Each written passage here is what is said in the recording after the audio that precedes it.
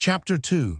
It is lucky that the Pont 500 Austerlitz bears carriages by Victor Hugo from the book Les Miserables. Uncertainty was at an end for Jean Valjean. Fortunately, it still lasted for the men. He took advantage of their hesitation. It was time lost for them, but gained for him. He slipped from under the gate where he had concealed himself and went down the Rue des Postes towards the region of the Jardin des Plantes.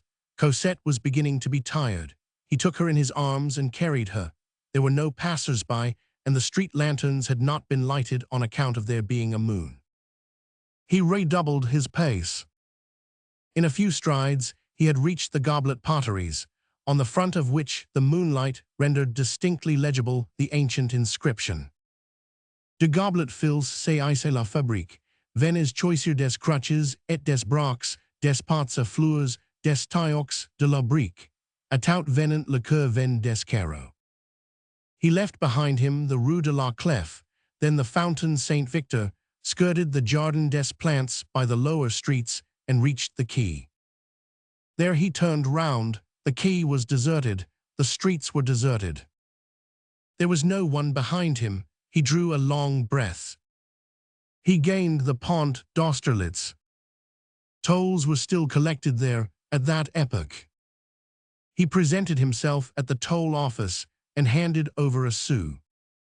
"It is 2 sous, said the old soldier in charge of the bridge. "You are carrying a child who can walk. Pay for 2. He paid, vexed that his passage should have aroused remark. Every flight should be an imperceptible slipping away. A heavy cart was crossing the Seine at the same time as himself, and on its way, like him, to the right bank. This was of use to him. He could traverse the bridge in the shadow of the cart. Towards the middle of the bridge, Cosette, whose feet were benumbed, wanted to walk. He set her on the ground and took her hand again. The bridge once crossed, he perceived some timber yards on his right. He directed his course thither.